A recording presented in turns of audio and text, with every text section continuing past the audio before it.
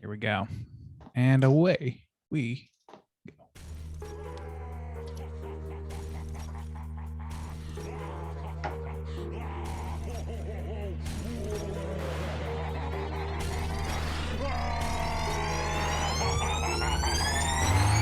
Yeah, we straight chillin', serial killing, pre-cold villains on the mic, got you reeling. 5-star rated from the floor to the ceiling. If you catch a 1-star, no time for feelings. Got a demon DJ on the ones and twos by the name Beelzebub, so don't get confused. So grab a seat by the fire, roast them all over two, and prepare to hear the legend of the straight chillin' crew. What up, nerds? Welcome to another Leather Daddy episode of Straight Chilling, the weekly horror movie review show where you chill and we kill, slice, dice, and chop up yet another horror movie. My name is Bob. I'll be your host for the evening. This is episode number 359, recorded on Sunday, February 20th, 2022. Tonight, we're talking about the latest and greatest to hit Netflix, which is, of course, Texas Chainsaw Massacre, the 9th film in the franchise. Before we get to the review, let me introduce everyone else on the show tonight. First up, calling in from Washington, D.C., we got our boy, Randu. How do? Randu! I do just fine. Thank you very much. How's it going, buddy? It's going well. I'm excited to talk about all things leather and faces with you. Yeah, well, there should be some crossover. Just a little bit. We'll see. Last but not least, calling in from my immediate left, we got our boy, Soju. What's up, man? What up? It's your boy. Wait a minute. Stains. Gotta wait a minute or we're gonna get canceled, boys. Sally. Wait a minute. Sally, wait a minute! Oh, Sally, she's gotta wait a minute tonight. Wait a goddamn No, minute. she stopped. When he said meanie, he did not mean Meanie. 40 years. 50 years.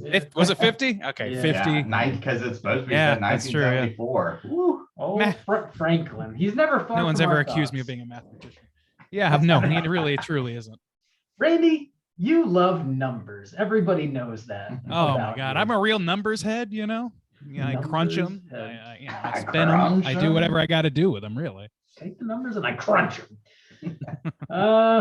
Well, before we get into the main event, let's tackle a little bit of housekeeping real quick.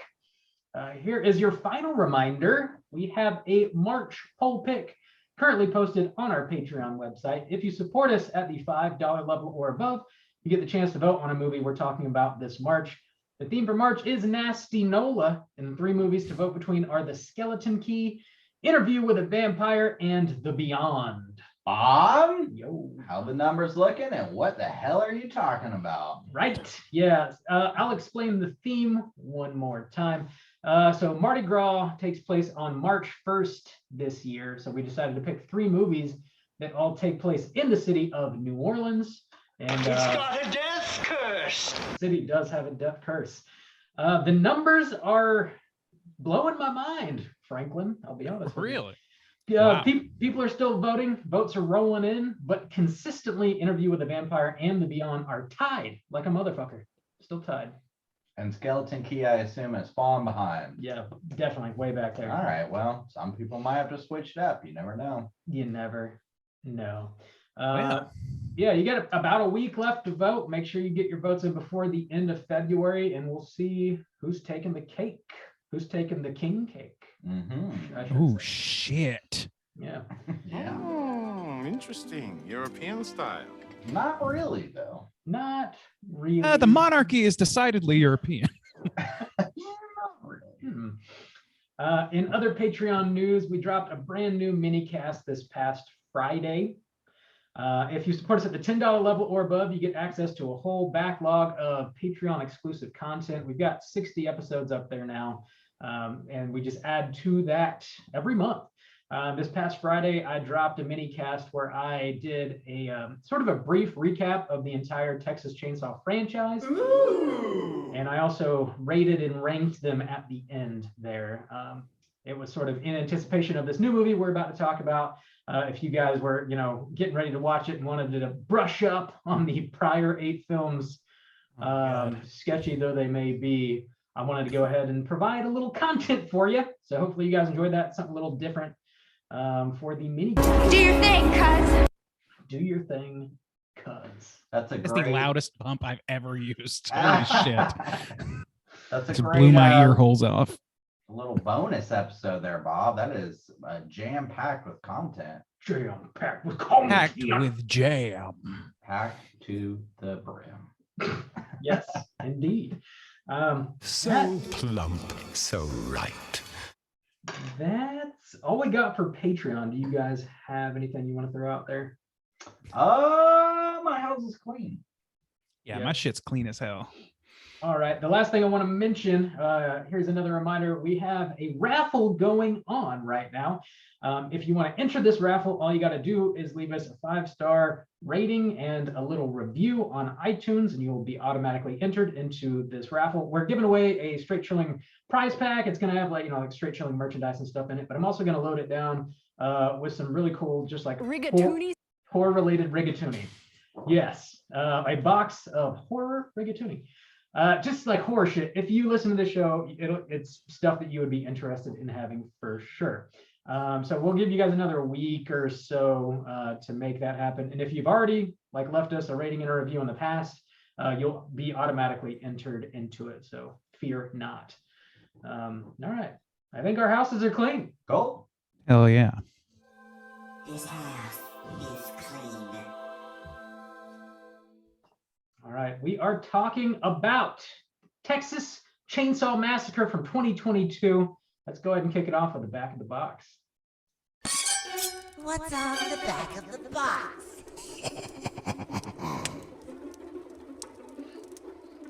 Bob, Bob, I assume there you he don't is. own.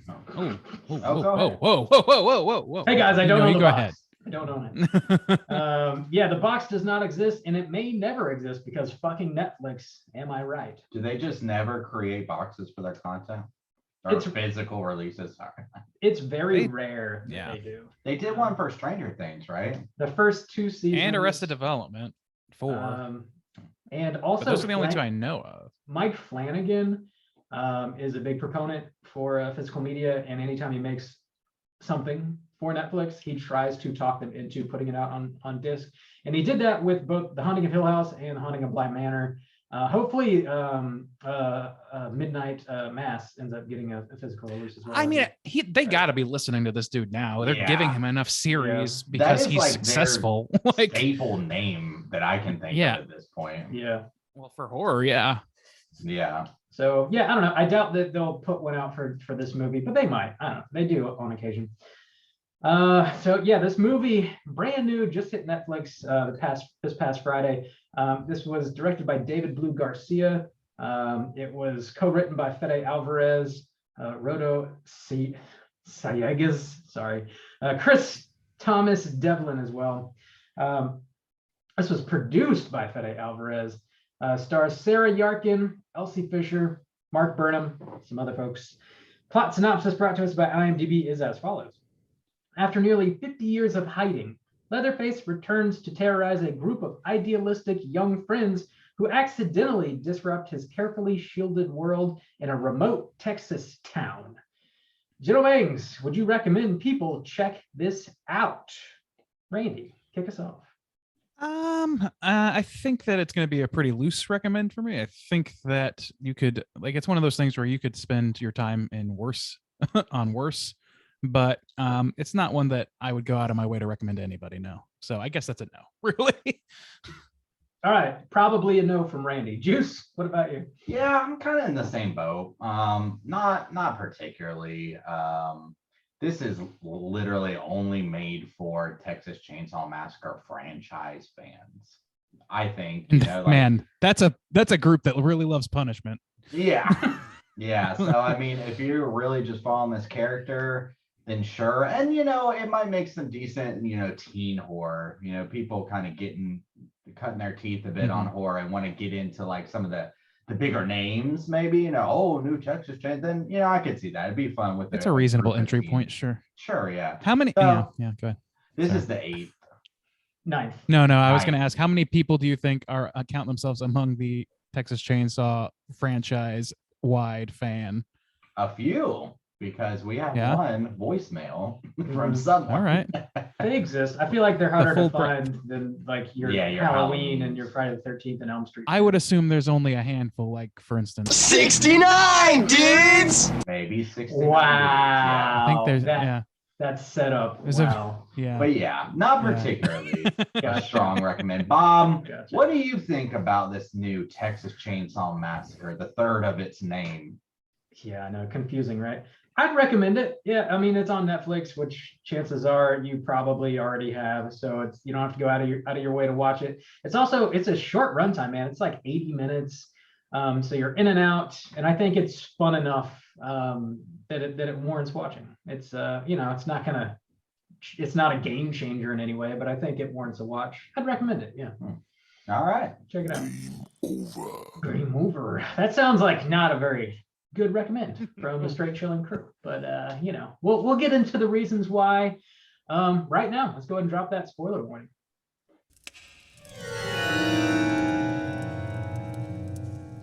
Spoiler warning.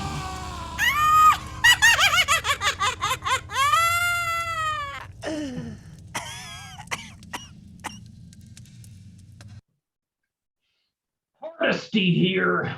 Bob, you you love that shit. Yeah, Bob, you got that plot synopsis for us? I got it typed up. All right, let's Ready to hear it. go. All right. Nearly 50 years after the events of the original Texas Chainsaw Massacre in 1973, influencer chefs Melody and Dante plan to invest in and auction off old buildings located in the ghost town of Harlow, Texas. They travel to Harlow with Melody's younger sister, Lila, and Dante's fiancee, Ruth. They try and remove a Confederate flag from the outside of an orphanage, and they find an elderly woman named Jenny still living there. She claims to have paid the bank and says that she owns the building outright. Dante asks to see the deed, and she declines, so he goes to get the sheriff. The old lady gets upset and she becomes ill. Her giant-ass son, who is Leatherface, comes downstairs and carries her over to the police van. He rides in the back of it, and it seems as though Leatherface has just lived in the orphanage after the original massacre that happened in 1973 and was raised by this lady. Jenny ends up dying in his lap on the way to the hospital, and he reverts to his old ways, killing both police officers and causing the van to crash. He cuts off his mother's face and wears it. He then stabs Ruth in the stomach with some glass. The investors end up arriving in the town of Harlow on a bus, and they auction off the properties. Lila becomes friendly with the contractor named Richter, and we find out she survived a school shooting. Richter hears about Jenny's death and how she may still own the orphanage outright. He takes their keys until the kids can prove that they rightfully removed Jenny from her home. Melody ends up searching Jenny's room. She finds the deed for the property, proving that Jenny did own the orphanage. Meanwhile, Sally Hardesty, the only survivor from the original film, who is now a hardened Texas Ranger, hears about Leatherface being back. She finds the end. I'm getting there. She finds the wrecked van and the dead cops and Jenny without a face. Leatherface takes a cleaver to Dante's face. He gets his old chainsaw out of the orphanage. Richter finds Dante, goes after Leatherface. Richter is brutally murdered. Melody gets the keys from Richter. She and Lila get on the bus and attempt to leave, but the driver stops, gets decapitated. Leatherface enters the bus and kills everybody but Melody and Lila, who escape out of an emergency hatch in the bathroom. Sally enters the orphanage and demands Leatherface say her name and remember the pain he caused her. He doesn't and just walks away. Melody and Lila try to escape, but they are attacked by Leatherface. Sally intervenes and is fatally wounded just before the girls run him over with a car. The girls wreck and Melody is stuck in the car. Lila distracts Leatherface and Sally shoots him. Leatherface runs off into the theater and Lila follows after with a Sally shotgun. Leatherface tackles her into some water that's in the middle of this decrepit theater. She climbs out. Leatherface throws his chainsaw at her legs, and Melody appears out of nowhere, jumps on his back. Lila shoots him twice in the stomach with a shotgun, and Melody uppercuts him with his own chainsaw, and he falls back into the water pit. Melody and Lila very leisurely get into their car and put it on autopilot to ride home. Leatherface smashes the car window, pulls Melody out, cuts her head off with a chainsaw. Leatherface taunts Lila with her sister's head and then does a little chainsaw dance. And then finally, in a post-credit sequence, we see Leatherface walking back to the house from the original movie. And that is 2022's Texas Chainsaw Massacre. Hardesty here, ready to kick some tail. Sally Hardesty didn't need to be in this movie. Yeah, I feel like she went fucking flying. the only reason she's in this movie is because somebody watched Halloween 2018 and was like, hey, we could do that, I guess. Well, Dude, yeah, that's maybe the easiest critique to make. We've been making since before we saw the movie, is that it's an aping plot. see, the thing about it was, though, to me, after seeing her involvement in it, like, yeah, I know they did use the shot of her in the trailer, but it almost was like they were kind of poking fun at that because they killed her. I thought so, because she didn't do shit. Yeah, she didn't. No, I mean, and I thought it was their kind of way of saying, like, oh, you know, we're saying fuck you to expectations, like middle finger up to the requels, like we're doing it our own edgy way. But it felt flat to me because they didn't play it up in any kind of way. You know, I don't know. Like, I mean, to some extent, I kind of agree that it was played better than I expected it to be played. Yeah. Like the idea that they killed her, like I said earlier, like when we were talking about the trailer, that would be the only way I would even stand a chance of respecting the move. And I did slightly respect the move because I think that like having a survivor there to tell Lila, you know, that she has to, you know, and be her own hero and not run away. Like, I think that at least, you know, that shows a reason for her to be there. You know what I mean? Even if she doesn't succeed at what she's doing, she doesn't, like, she's not there to be Laurie Strode badass. She's there to be cautionary tale for Lila, really. And you know, so that moment did kind of bother me because Sally tells her not to run away because if she does, she'll be haunted by the thought of Leatherface. But like Sally did run away and she was able to live for another 50 years because of it. So like, yeah, but she, like what she's saying is like she carried survivor's guilt with her whole life and she was trying to prevent that. Which I mean, and she spent 50 years of her life hunting this man. So it's not like, and by the way, in doing that, not a very good fucking ranger, because that bitch is just in town, like at an orphanage of all places. Close. Yeah, that was the thing too, is the whole idea of he wears a mask or whatever. But I mean, these cops, they stop these, you know, young people on the way to Harlow, and to give them the warning of, you know, we know you guys are coming in, you bought the places legally, but respect it because we're from around this area. And it's like, you're police, and they have spoken to the orphanage owner before. Yeah, because they were saying, we told you, and nobody thought to look at the 7-foot giant who lives in the orphanage. There's a nonverbal man of the right height, the right build, and who also has jacked up teeth, presumably, which are visible underneath the mask, especially to Sally, who was up close and motherfucking personal. So like the idea that nobody would recognize this man, or like that she wouldn't like immediately be like, oh, I know that breath, even like shit, like this is a traumatized person, but like the thing she's traumatized for, if she's looking it in the face, she's going to recognize it, mask or not, I think, certainly with the amount of contact she had. And then these other, like it's just dumb. That was a big swing and a miss, I think. It's also just, let's get all of the Sally stuff out of the way real quick. Whenever she finally like enters the picture and she finds Leatherface and she's got a shotgun drawn on him and he's like, Sally, wait a minute.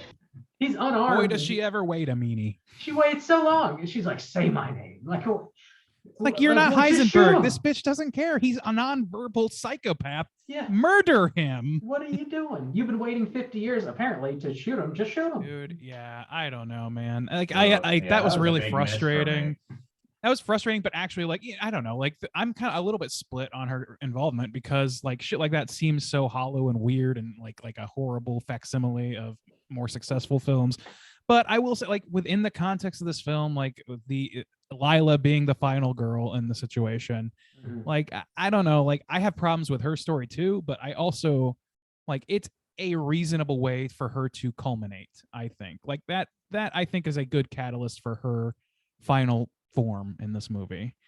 Yeah, I think for a movie that's not even 90 minutes, and for it to appear in the trailer, it's Sally and she's back, and it's this exact same premise that we've seen from another major horror reboot, and then to even spin not even that recently too. Yeah, and even to spend like the scenes on Sally, like she has this whole scene, where she drives out like she's hunting him, and she's just out in the field and she sees the face with the skin off or whatever. But it like her character is nothing. You would have to know pretty much, like you would have to watch the first film to even give any kind of shits about who this person is. I don't know. I don't think she's that much less informed than any other character that could fill this role.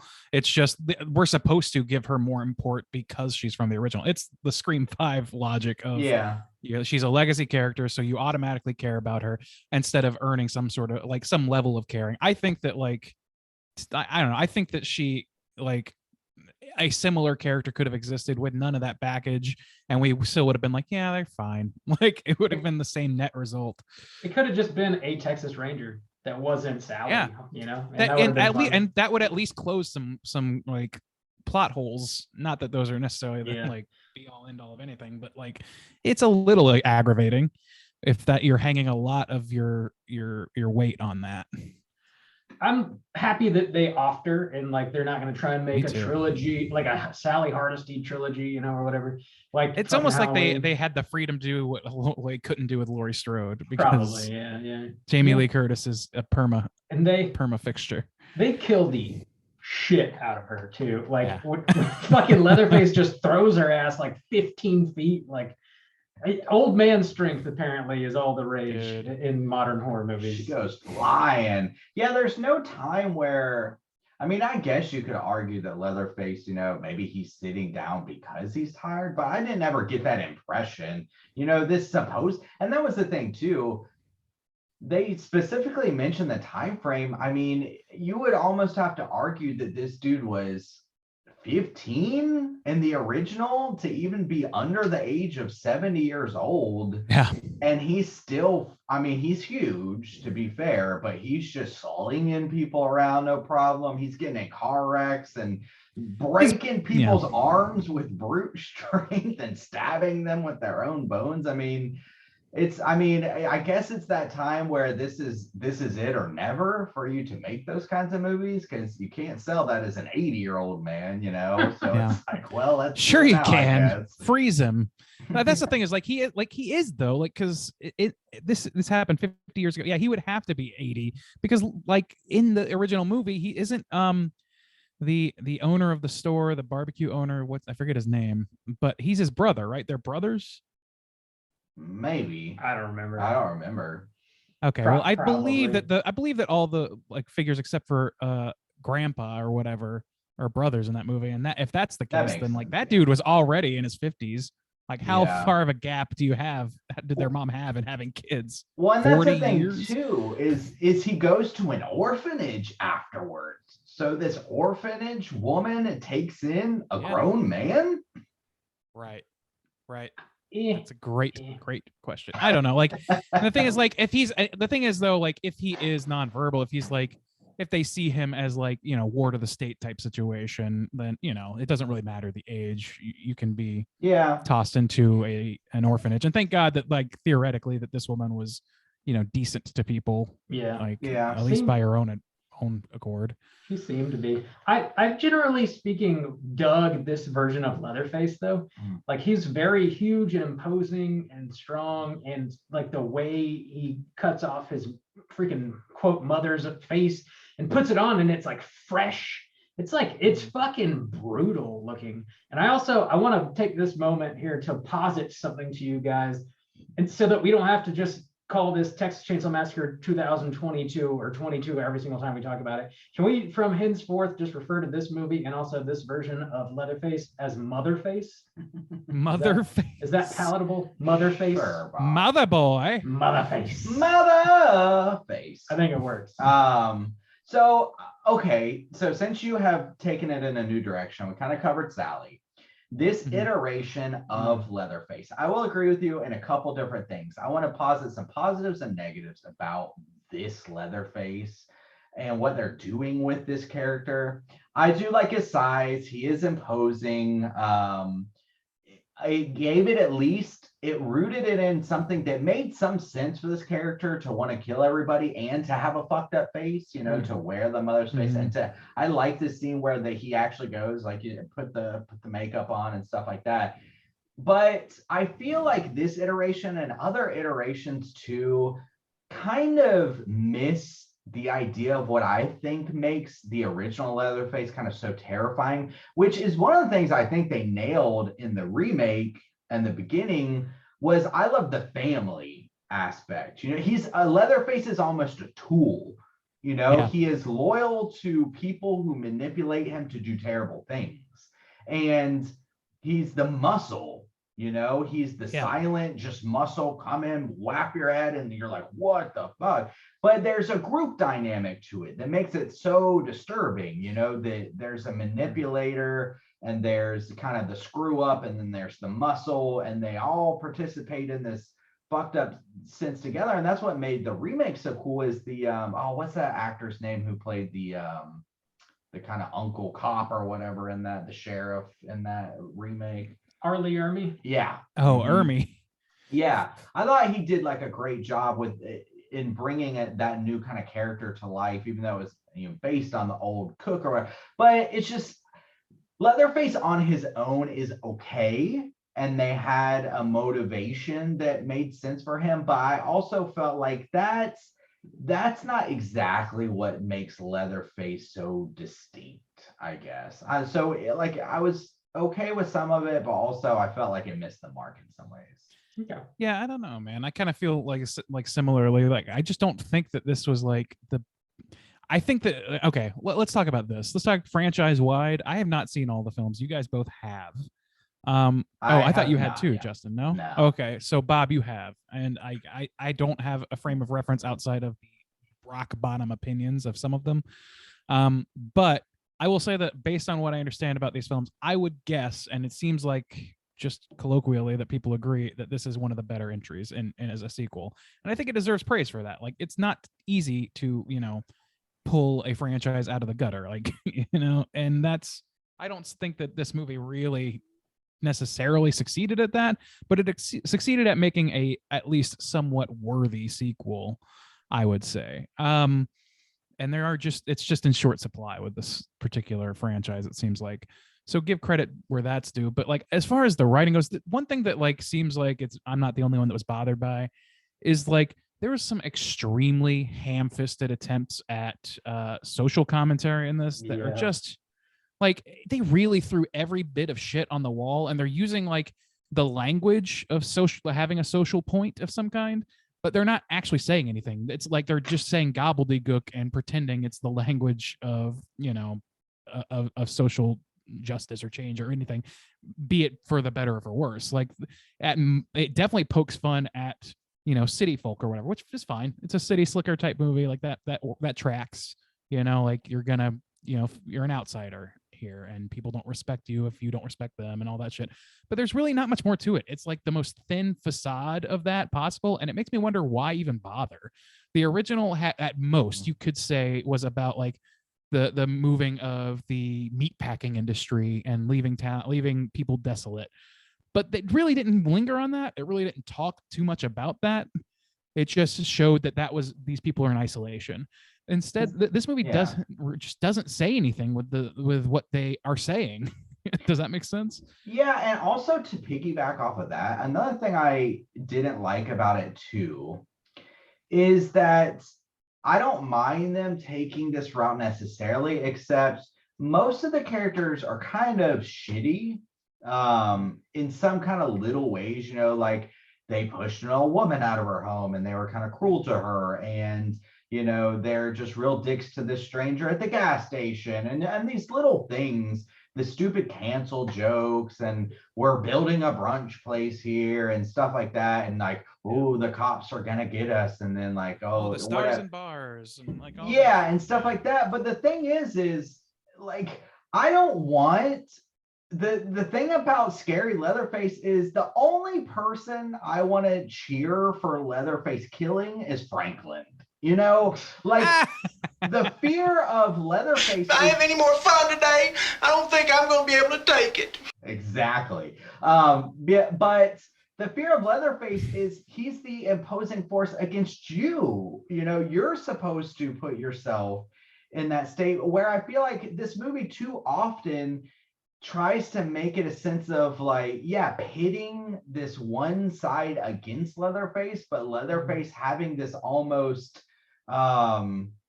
sympathetic status. I guess I don't know, I don't like that. Yeah, it's weirdly Candyman-ish, where like they're coming into an area and gentrifying it. They literally call them gentrifuckers in this film. And it's like, okay, you're going to invoke that. You're going to invoke fucking school shootings as a plot point and have very little to say about it, except, I don't know, the best way to get over being shot with a gun is to shoot a bad guy with a gun. I guess is the point this movie's making. That doesn't make a lot of sense. Kind of dubious. Yeah, I just don't understand why even invoke that if you don't have anything valuable to say about it. And it strikes me as really kind of like callous, to be perfectly honest. It's just like I feel like some filmmakers nowadays feel like they just have to say these things. There's like certain hot button issues that are like, yeah, almost like required to be in your movie, even if it does not fit in your movie and it doesn't serve the plot in any way. It's just like, right. I don't know, that's what people are talking about, so I'll just throw in a few like hot button, you know, quotes and phrases in there because why the fuck not? Yeah, because it was all over the place. You know, like you said, if you took the character and this is the person who's going to survive, and that person was in a school shooting, and you had things around violence and stuff like that, okay, you could do that. But then you're also going to do a thing about gentrification. And you're also going to do a thing about, you know, people invading our space and taking and not respecting the culture. And you're also going to have a thing about the stars and bars. And no, that reminds me of my great grandfather. Like dropping slurs and shit. Yeah. Yeah. And influencers and people of privilege with money. It bites off way more than it can chew. There's just no and there's no point to most of it. Yeah. Yeah. It seems like I totally agree. Like I was like the strongest story beat to me was Lila overcoming her or not overcoming, just embracing that adrenaline and fear from her past, from her trauma, and creating a power of her own. That's a classic tale. I'm totally on board with that. It's not something that is done particularly great in this movie in general, but it's at least a serviceable plot point. But the thing is, like, it didn't have to be. Yeah, it could have been, but also it didn't have to be a fucking school shooting. They chose that because it gets reactions, and it'll, like, I guess, trick people into thinking that you're saying something, but you're really not. She could have been in a fucking car wreck. She could have been shot by a stray bullet. She could have been, like, you know what I mean? Like, it could have been like had a bad experience on a shooting range once or something. I don't know. It didn't have to be something like that. Like, it's okay, but it could have been if they had stuck it. Yeah, it's okay that they take on the school shooting if they would have made it matter. Right. You know, if they made, but it's like you said, it's not used to make it matter. It's used because it feels like it fits as an ingredient, as part of the stew that they're brewing. Yeah, it's like I think of it like the way that like Epic Movie drops a Borat reference. It's like, see, remember this thing? This is something that you know about. You have things you can feel about this. So it's an easy access point for me, the writer. And it just doesn't work, man. It just kind of it feels very hollow to me. And that's not the issue that you want to be hollow on, in my opinion. Yeah, it's not. It's lackluster writing. It's sort of like shortcut writing. And I think they do something. They do something similar with the main characters, like these kids that roll into town. They feel like they're these like millennial archetypes, right? They are influencers on Instagram, and they're also apparently like celebrity chefs.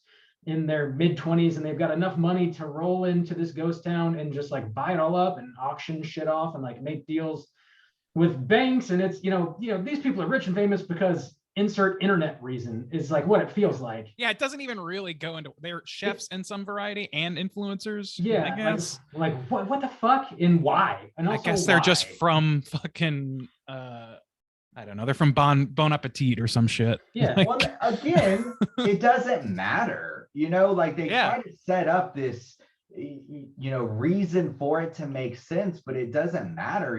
They, like, even Bob was saying, okay, it's so stupid. Bob was saying, okay, they're auctioning these things off and somebody bids a brunch place. He's like, nobody lives here. Who's gonna eat? Who's gonna go to brunch? And also on top of that is the woman from the bank is there. She's there. And so to have an argument with someone about a deed, if like you don't know what property you buy and you can't ask the woman who's on the bus about the bank if you own this property before you start auctioning it off, it's like, what? Dude, he like they do one line in service to that where it's like, well, we don't need to involve the bank lady with this. Like, as I don't know, man. Like, it's all very overstrained and overstuffed with stuff that just doesn't matter. And and this is a slasher movie, so I mean, like, whatever to some extent, but also it's very distracting because they're like, it just feels like they're just slopping any ingredient they can into the soup so that they can say that they have a socially aware movie, and it's not, because it doesn't say shit. It just evokes the language of it. It's just bad. It really made me think of the person who introduced me to Texas Chainsaw Massacre. So when I was young, I had this friend, and what is his name and address? No, I won't say. But we were pretty young, and Texas Chainsaw Massacre was one of those, teenage things or sneak, and you're like, oh my gosh, it's much more brutal than anything you've ever seen, and it's one of those kind of forbidden, infamous kind of things. And he ended up, I never kept in touch with him, but he ended up getting a Leatherface tattoo and stuff like that. But now, from what I know of him, he's the kind of person who would watch this movie, and because these things are kind of thrown at the wall like this, he would almost be the kind of person to like cheer for Leatherface to like, yeah, gut these people, because, and that just doesn't feel right in a Texas Chainsaw Massacre. He's supposed to be the fear, not the hero that's triumphing. Yeah, this isn't. Leatherface is not supposed to be the mascot that's carrying your beliefs onto the front line. Well, I mean, I think they're trying to push him. Maybe, I don't know, but he's just not latter-day Jason Voorhees. He's not latter-day Freddy Krueger. It's not Lamb. You're not really necessarily supposed to like feel more sympathy for him than any of his victims. Like in the original, sure, they went into his house unannounced, but that is the extent of the crimes. The rest, they're just terrorized by a family of people who are comfortable killing and eating people, and that's the story. So I don't know. Like I'm not one to really like. I usually appreciate when people are trying to make some sort of point or whatever, but this one just swings so hard in so many directions. It's just, you're not going to make a hit. You're just not. And then as far as like everything else goes, like Lila is the only character within, to me, that had any sort of arc that mattered. Melody, like, very quickly turned on her heels with everything as soon as things started turning bad, to the point where it's almost like you were willing to like try and revitalize a ghost town. Do you know how fucking hard that is? That's not really a job for a chef or an influencer, I don't think. And them being headstrong is part of it, but it just, I don't know. I didn't know what to like. There was nothing positive to cling to with these characters. I think that's an interesting point that you kind of bring up there, Justin. And yeah, like Lila has an arc in this movie, but I would venture to say Leatherface has at least as big of an arc as she does, which is interesting. You don't see that very often. And also, yeah, like a lot of the other big franchises, like the killer, the slasher, eventually sort of evolves and becomes your protagonist because they just kind of run out of shit to do. And you're like, I don't know, well, let's just like create reason for this guy to keep killing people, and it's entertaining. Right. But like the Texas Chainsaw, don't do that. True. Texas Chainsaw franchise has like only done that in Texas Chainsaw 3D a little bit, but I think this movie goes even further with it in a way. There's no like cousin throwing chainsaws at him in this movie, but I think Do your thing, cuz. exactly. But I think you like feel even worse for him. Like, you know, when he's holding his mom's dress and he's putting on her makeup and stuff, like at her vanity, like you actually do feel for the character. You're like, oh shit, like that's sad. He misses his mom. Like that makes sense. And our main character is apologizing to him. Yeah. Like, I'm so sorry. Like, He almost killed like your you deserve friends to and- kill us all. Yeah, it's like, no, that's not what Leatherface is supposed to be. Yeah, The only other time actually, I that's a could- great point. The only other thing I could think of is, I think it's, I guess in the remakes, with the remake and new, the beginning or whatever, is they do make him disfigured, and that's why he wears the mask. And so, like, that's the only thing I could think you would. But he's not sympathetic. Like, he's a monster. And also, they abandoned the entire idea of cannibalism in this film. Yeah, they do. Like, I think that's true, because actually. the family's gone, and that's what I was kind of saying about It the just never family. came It's up. like Leatherface on his own. It's just like it's an incomplete set. You know, it's like taking one of the mutants from The Hills Have Eyes, or you know, it's just he's not the even though he's an iconic character because of his size and his mask, he's not the equivalent of a Michael Myers. He's not the equivalent of a Jason. They have always functioned as a singularity. You know, he's so scary in the movie because the hitchhiker is so scary. He's unpredictable. He freaks you out. Right. You don't know what he's going to do. And then there's a ringleader who's comfortable cooking people and is smarter and is able to use these unpredictable people to his whims. Like, you have a full set of stooges. Yeah, is terrifying. But like Leatherface on his own is just like the muscle on his own. It's I don't know. I think you're right. Like, that's a great point. I'm sorry, Bob. Go ahead. I just wanted to try and transition into like some positives before we Yes, just please. shit on the movie the whole time. One thing that I really enjoyed was actually the score. There's like that classic like camera sound from the original movie, and they kind of use that in the score and like manipulate the frequencies of it or something. It sounds kind of neat like, and super spooky. It's like both recognizable and unrecognizable. It's really well done. Yeah, I thought that was great. Also, the kills. Like, this movie is extremely brutal, and most of the kills I thought were pretty damn effective.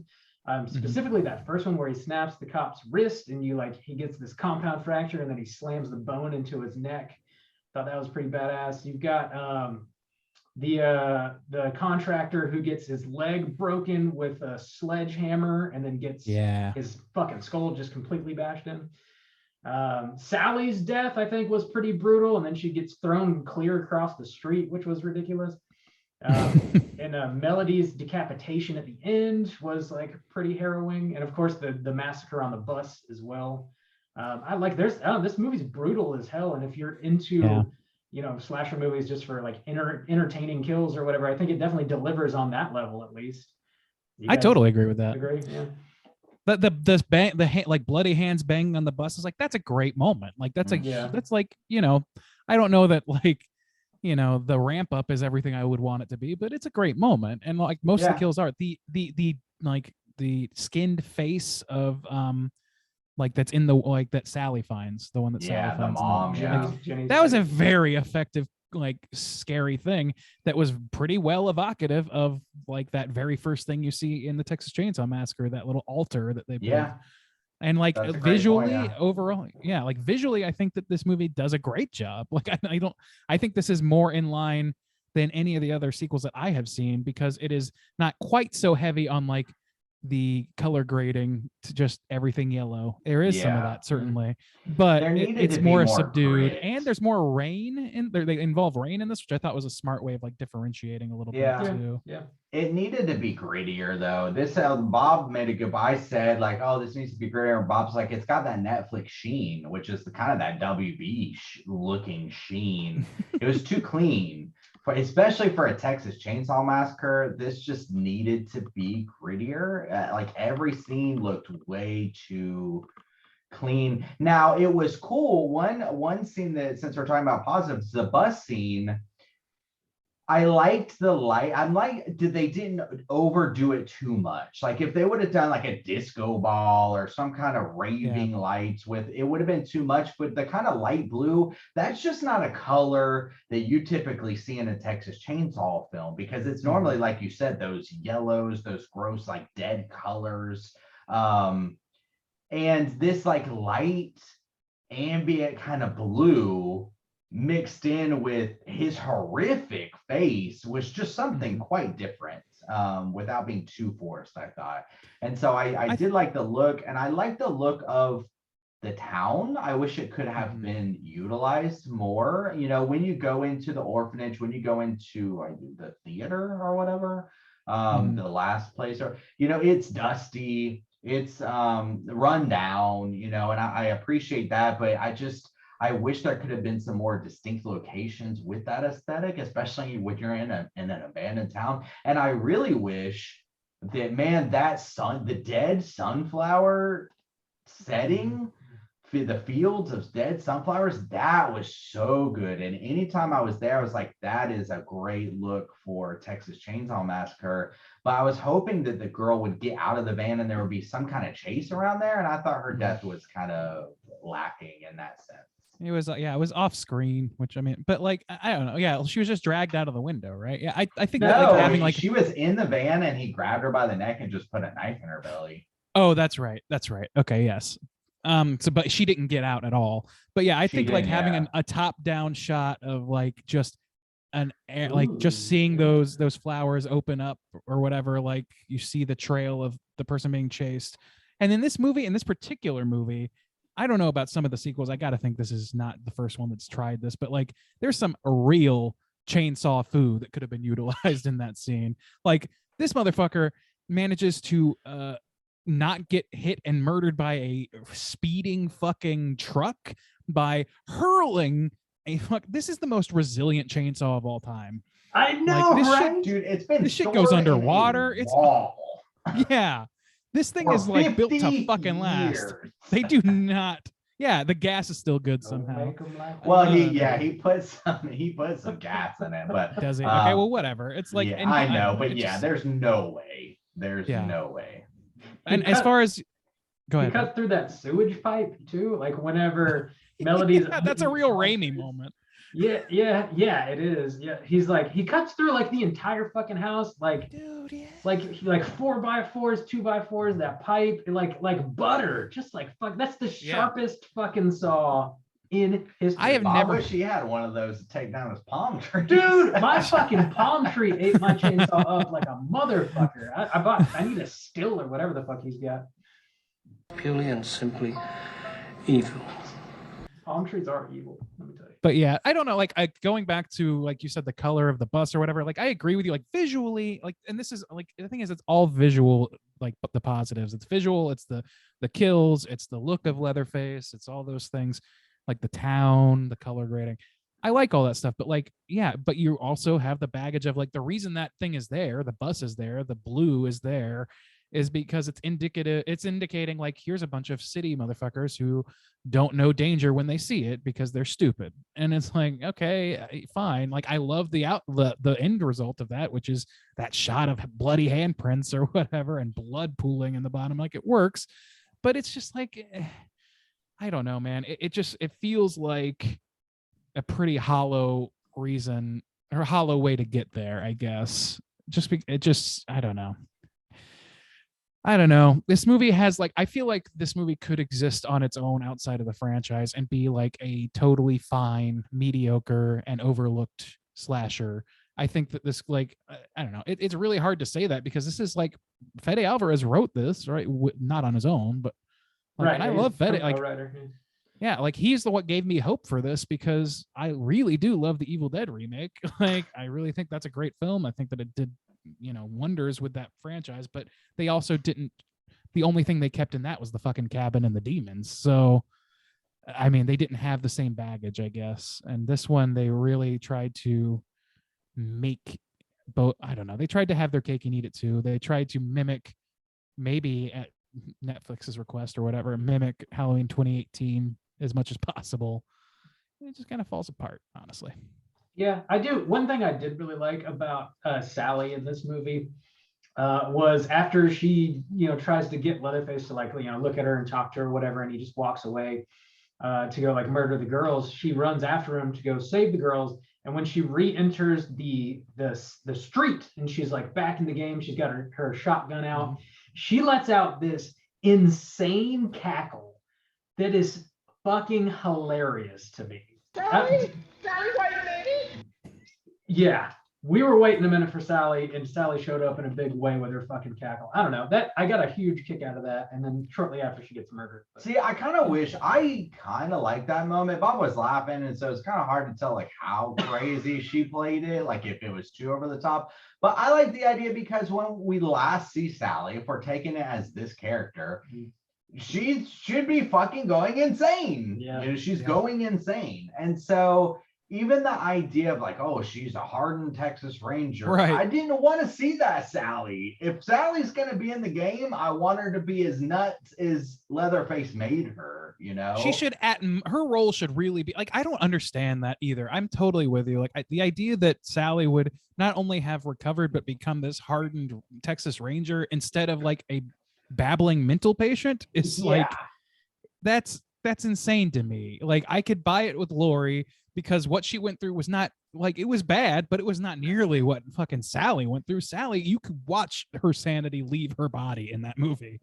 It's crazy watching her go. And so like, yeah, having her be like this hardened, like grizzled, tough person that like is gutting her own fucking pigs now. What did she like turn? Like, is she in the family? What is happening? She's living in the house. Needed her. Yeah, she's living in the fucking house. Was she? I wasn't clear on that. I was like, man, she decided to live in this fucking very similar house in the same area of that she was terrorized in, that she was not even fucking from. I think so, because that's where Leatherface was heading at the end of the movie. Motherface. Is it the same place? I couldn't tell. I mean, honestly, they're close enough to where you're probably right, but I just wasn't sure. Yeah, I think I'm pretty sure she was living in the house anyways. Yeah, I don't know. This movie opens up with like sort of like a recap like of what happened in the first movie. That was badass. It's kind of like a documentary playing on a TV screen in like a little convenience store, and it's selling all these tchotchkes with like chainsaws on it. So it's almost like, it's like local legend what happened, and people are like kind of cashing in on it a little bit. Sure. I thought that was a smart way to sort of introduce this movie as being a direct sequel to the original, and like recapping who Sally Hardesty is and all that very quickly. I like the idea. You know, that's more or less how they covered it.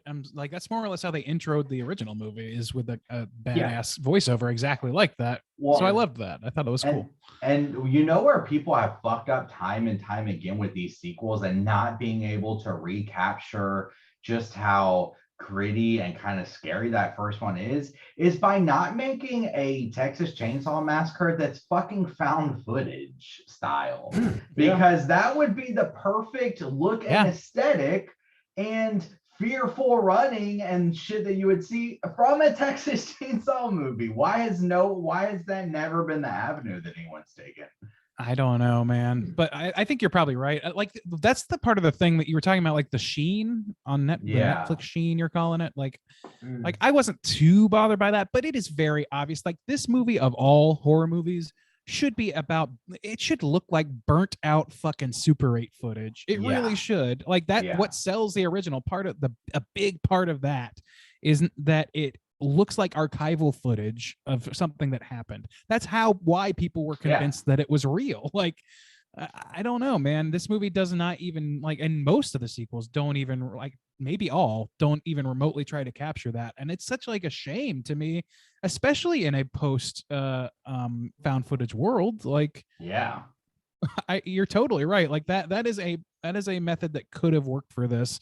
And I'm a sucker for found footage. I know that most people aren't, and I know that its big day has probably come and passed for now. Yeah, you gotta play to your strengths, and it's a prominent, respected subgenre within the horror realm that just matches that particular franchise and this villain perfectly. And if you're not going to do that, ever done it. then at least use like footage that is evocative of that. This movie doesn't even try to do that. I feel like some of them maybe do like 1 or 2 shots. Maybe the intro card, the title card, has like some like, you know, janky shit going on. Doesn't even have to be necessarily found footage, just needs to have like the gritty Super 8 feel and the vignetting and all that sort of thing. It just even I thought about it, but even you making that comment, like, oh, the intro was badass. It's like that was 2 minutes worth of footage, and some of it, like where it came from and stuff, is going to be in trivia. But it's just like people respond to that. Like, it's nothing particularly special, and it's probably easier to do in some ways. It's just like, just do that. That's what looks good for this.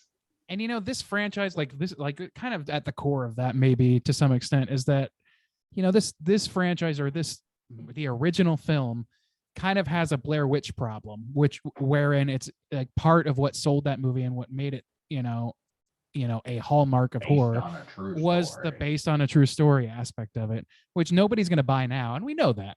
But you could at least like let us kayfabe it, for Christ's sake. Like, we don't like having it be overproduced or over, like, that is contrary to what sold the first movie. And if you're not even going to try to give us the opportunity to engage with with willful ignorance of that, and just try and like enjoy it for what it is, as if it was real. Like, I don't know. We don't need to like, we can intellectually know it's fake and still engage with it as if it's real, and like have that sort of like reaction to it. That is the whole premise of fucking pro wrestling. Like, take it from Mick Foley. It's real, Randy.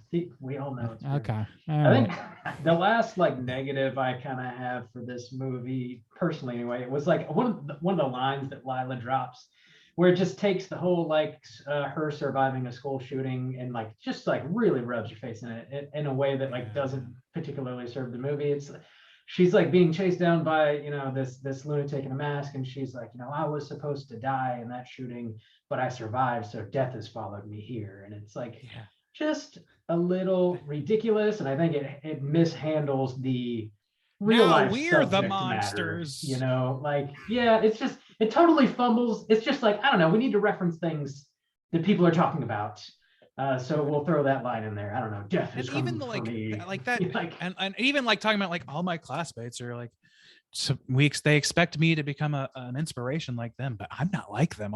It's like, you could just like, if you might as well have, like, I'm shocked they didn't just say David Hogg in this fucking movie. Like, it might as well have. Like, it's just very like, it's gruesome in a way that you don't want any movie, even a horror movie, to be. It's like, man, that's a real thing. Like, do you really want to play with something that's still very much a problem and very like with no reason to? That whole arc could have been accomplished in a different way, but they made it all about guns, like all about like fearing guns and reclaiming guns as a powerful tool or whatever. And it's like, that is what did people come to this movie for that? No, they didn't. No. I mean, I'd be more scared of a chainsaw after seeing this, personally, dude. And you know, like, again, like, I'm fine if you can do it capably, but this movie just doesn't. It just doesn't. Yeah, it doesn't. Like, it doesn't need to happen in the franchise, but if you're gonna do it, you better do it well, and they don't. I don't know. Is there anything else you guys want to touch on before we rate this? I feel like I'm basically circling it myself. Okay, let's go and rate this out of 5 then. Juice, why don't you kick us off? How do you feel about Motherface? Okay, so unfortunately this movie does have more negatives than positives, but I'll just kind of go through both of I think I covered my ideas generally pretty good. So positives, I'll start with positives. Positives, some amazing like settings and looks. The dead flower scene, the old spooky town, ghost town, those were cool. And even this, and I love that they were tasteful and like, let's add a little foreign element with the bus and the lighting, but it wasn't too much. And I liked that it was subtle and it worked for what it needed to do. I like that. I like the look of Leatherface. That Motherface is rough. Ooh, that's scary. Like, it's messed up. And I was kind of hoping he would maybe switch it up a little bit, but I liked it. I also, it's weird because of the other things going on in the movie, but in itself, the element in itself, I liked, the element of him going back, finding the dress, kind of putting makeup on this false face. Like, that's really disturbing. There was some great kills, very, very brutal. The fight scene in particular with the guy, that really stood out to me. And I kind of wish we had a couple more of those because it kind of showed the brute strength of Leatherface. And that's, again, going back to the original, you have two strapping kind of young guys. And even in the remake, you've got two guys who are like, go into war, I don't know, soldiers, but guys that you would think would be capable of standing up to someone, but Leatherface is just such a force that he just beats them, and you're like, oh god. So that fight scene in particular was like really good. I kind of wish we had at least one more character that stood up to him. Sally was a mixed bag. Her death was wild, and she served some kind of end purpose for our main character, but I don't know, I wasn't too sold on that. What else? Even though like it didn't make a lot of sense or whatever, it just kind of added to the grossness and grittiness of it, of him cutting through that fucking pipe and shit just pouring all over that poor girl. The ending, that ending scene, I actually liked that. Where he busts through the window and rips that girl out and cuts her head off as the automated car drives away. Like, it almost had a touch of humor, humor in it. And, Tobe Hooper always said, oh, the original, it's a comedy. It's a black comedy. And I was like, if things like this were kind of sold that way, it would be a fun tribute to say like, oh, there's a little bit of black comedy in there. Because that worked for me. Some negatives. I don't know what's going on with those credit scenes, but because I had to watch them in order to get to the final scene, the credits were ridiculous and did not match the name of Texas Chainsaw Massacre at all to me. It was fucking weird. It's like a rave. It's like a rave, yeah. Oh yeah, I thought they were like, they're cool in and isolation, but yeah, those were real weird. Yeah, the negatives, again, I feel like people are missing the point of the fear of Leatherface. He's not with the family. You don't have the grittiness. You don't have that up close and personal. Like Randy said, people believe it's true. Make it fucking found footage. Don't make it so clean. These characters, it's hard to root for anyone. And like we said, it's too muddled by bullshit. If you want to say something, pick something and say it. Don't just throw all these hot topic buttons at the wall and just cloud the overall movie, especially for something that's as short as 83 minutes. Like, come on, make it tight. Give me some characters that I can slightly put myself in their shoes. I don't think they're completely shitty, and make me scared of this guy. Don't just like open up this buffet where he's able to just, burn through everyone, no problem.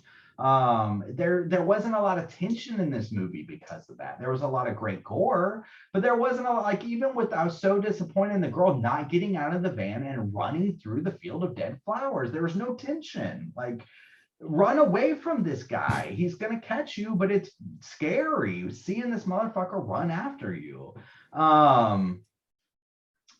They did not utilize the ghost town well. Like, you had an opportunity to have so many interesting, cool, greedy ass settings. An old ice cream parlor, an old movie theater, an old town hall. They could have looked so unique and different for a Texas Chainsaw thing, but still gritty. It makes sense. They fucking totally fucked it away. Like, they spent most of the time in the orphanage and then one other setting, and that was it. It was dumb. Like, I did go to the theater.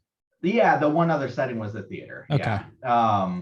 And then just, these kids, these influencers, like, they have all this money, they buy this thing, they feel bad about kicking this old lady out. I don't want to see fucking Leatherface champion a political side or a movement or idea. Like, I want to be scared of him. Period. Like, he should not be waving your flag on the front lines. It's dumb. It's fucking dumb. Stop doing that shit. He's the mayor of Harlow. You know? Yeah. Overall, I'm gonna give this movie a 2.25. Now, I usually don't like going these in betweens, but like it's just like not quite good enough, but like it's not bad enough either. It just feels the most appropriate. I don't know, 2.25. Interesting. Okay, 2.25 from Jews. Yeah, and one more thing. Let me make one more point. It has nothing to do with my score, but this suffers from a lot of the same problems that a lot of requels suffer from. You know, people trying to do their own thing, pay tribute, bring in old characters, whatever. Because this franchise is notoriously bad, I think it's getting a little more slack. You know, like, oh, well, the rest of Texas Chainsaw Massacre franchise bad. It's like in the top half. And I agree, it is because it's so bad. But I mean, it still falls into like so many of the pitfalls that like all these prequel movies do. Anyways, Bob, out of 5, how do you like Motherface? I enjoyed watching this movie. I had a good time watching it. There's plenty of like blood and guts on the screen. It's a nice tight runtime. It doesn't linger too long on anything, and it like jumps into the action fairly quickly. I dig all that stuff. I think Leatherface is extremely imposing and terrifying. The way he gets his his fake face, his mask is fucking gruesome. I like all that stuff. I love the setting. You know, like you mentioned, it's the ghost town is underutilized, unfortunately. The massacre on the bus is incredible. The score is like very ominous, and I really enjoyed it. These characters are stupid. I don't like these kids that roll into town. They're not super likable. And you know, we already mentioned they touch on it's like a greatest hits of hot topics, and they mention them all because why not? I don't know. These kids are just sort of like I said, millennial caricatures, and it's like this sort of shorthand of a way to create characters and situations, and it comes off bad, I think. I think it's not a very well written movie, but I think the craft is there. I think most of the acting is pretty decent. I think this movie looks well made, even though it doesn't look gritty and nasty like you might want a Texas Chainsaw movie to look. But it does look good, though. I don't think it looks bad. It's got some cool ideas, even though it's sort of like cribbing on Halloween 2018 with Sally Hardesty. She comes back. I mean, she even like resembles Laurie Strode and has a similar like way that she carries herself, and like, you know, like Laurie Strode in 2018 isn't exact. She's not a literal Texas Ranger by any means, but she knows how to use a gun. She's been training herself, you know, in isolation for decades.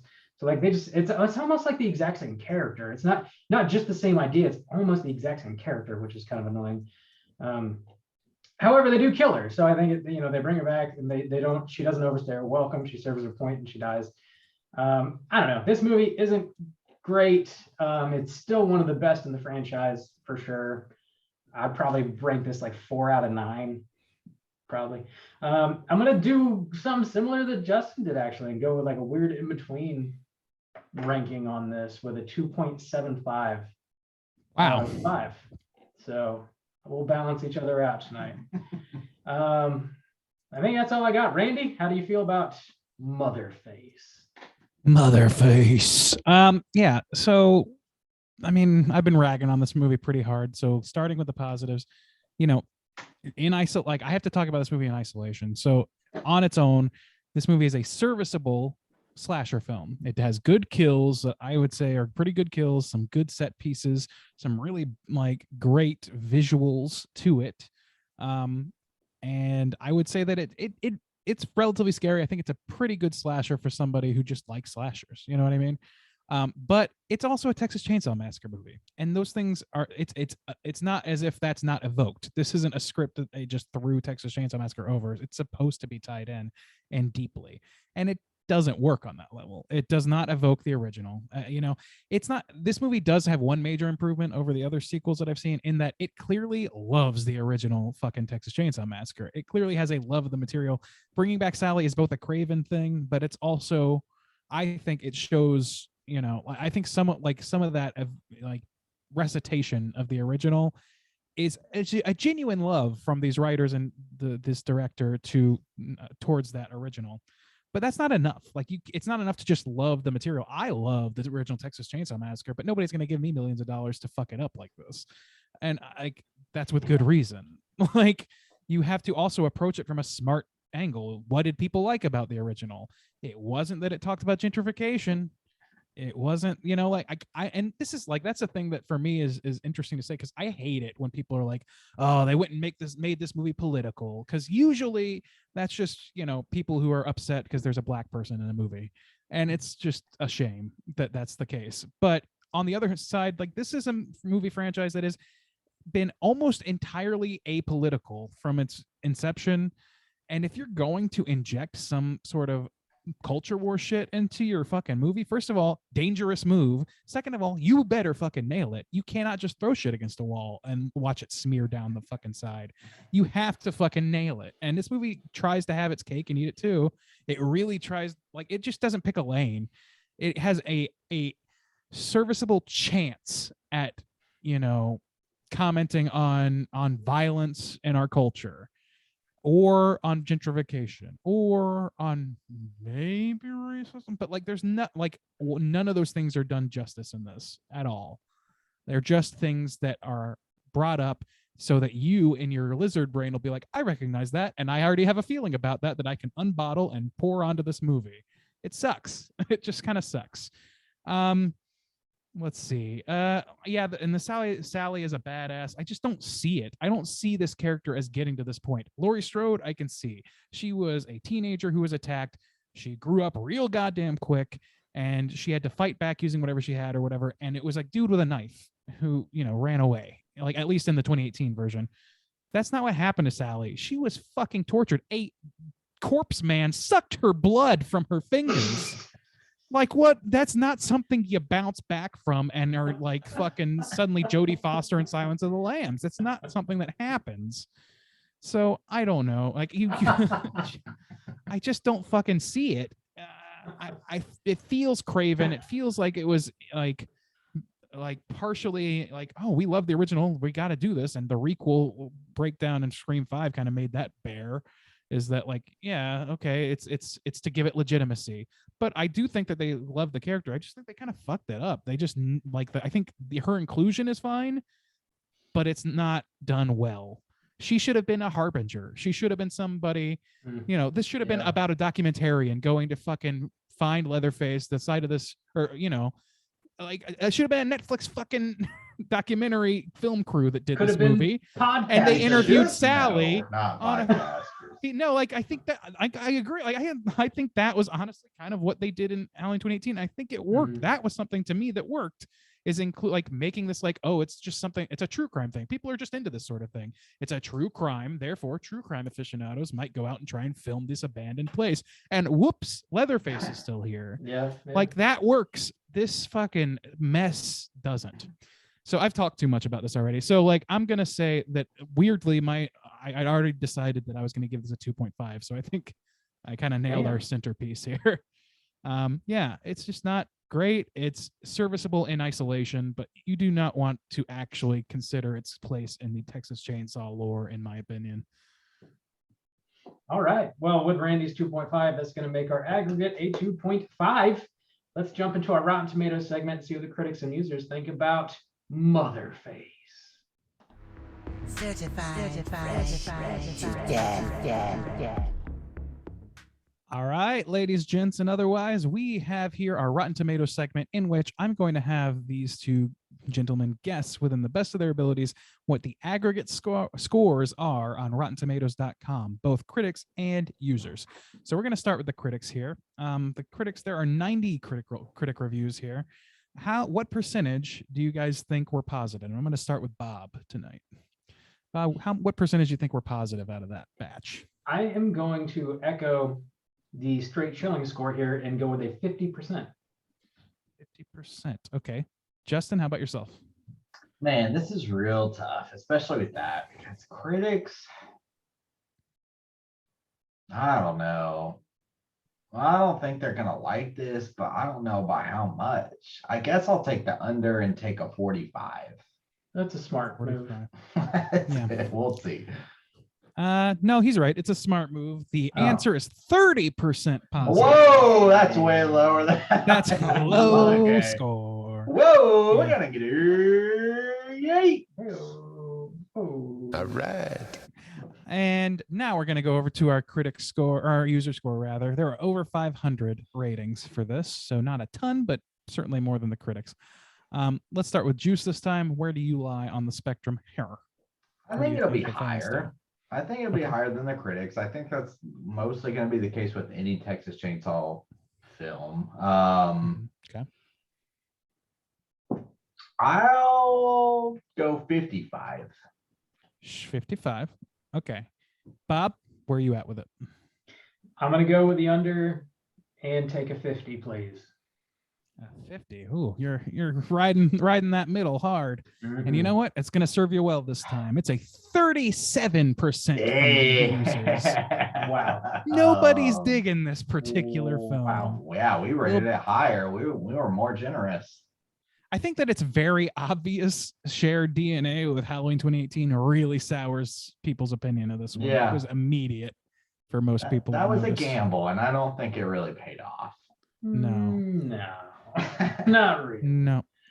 The critics' consensus reads as follows. Texas Chainsaw Massacre doesn't skimp on the gore, but Leatherface may have irrevocably lost his ability to terrify. I mean, that's not really the thing I would have focused on. As the I don't problem. know, man. It's just like this should be one of the scariest iconic horror, people. And there was just hardly any tension in this movie.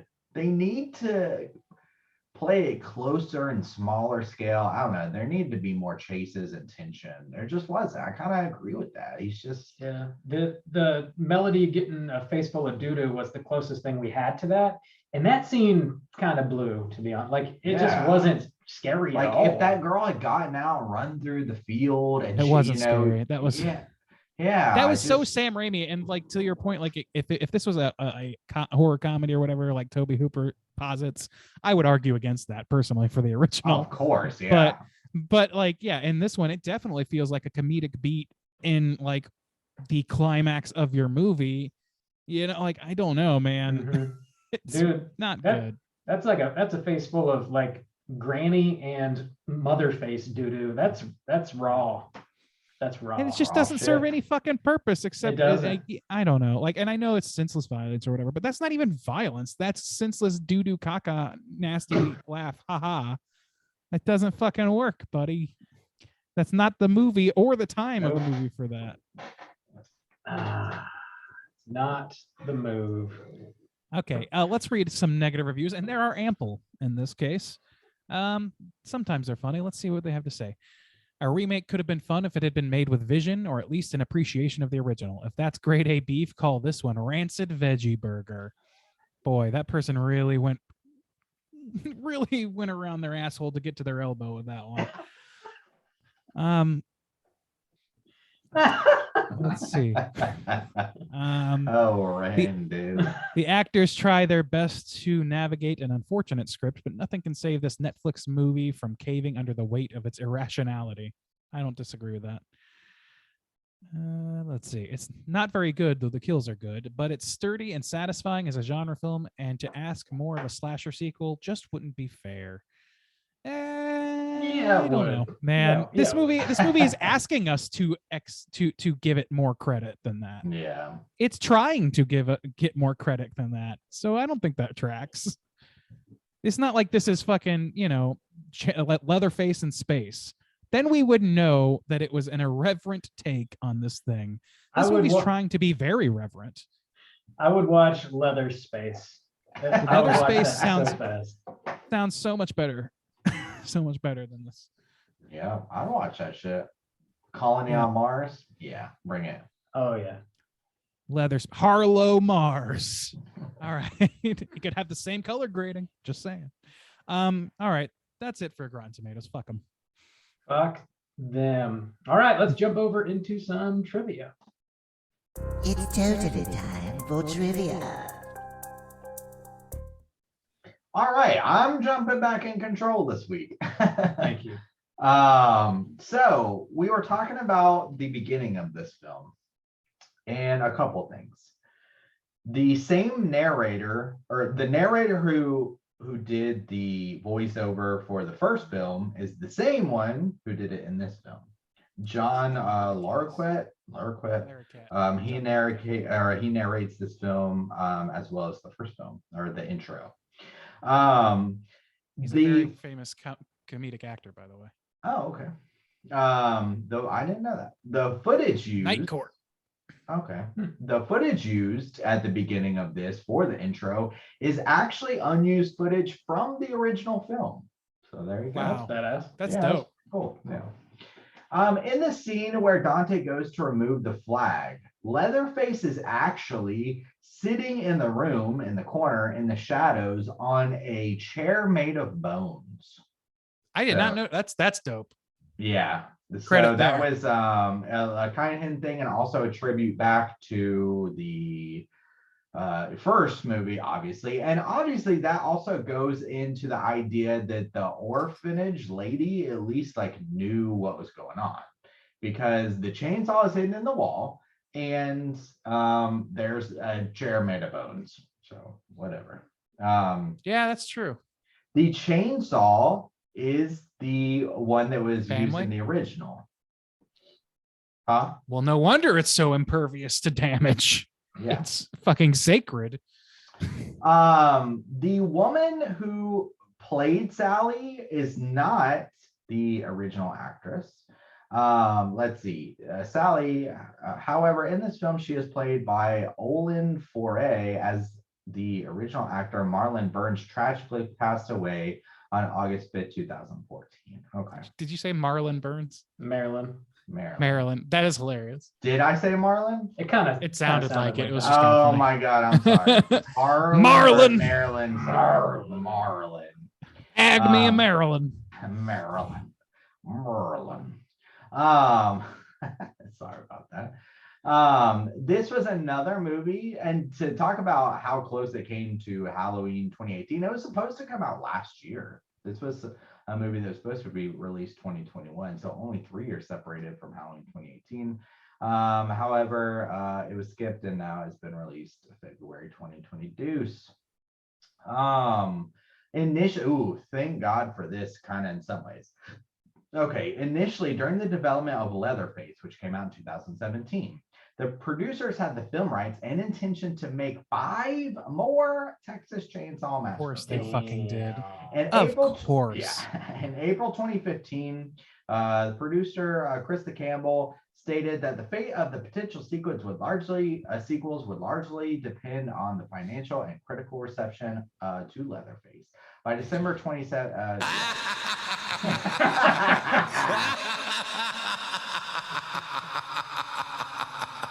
by December 2017, due to the amount of time it took to release Leatherface.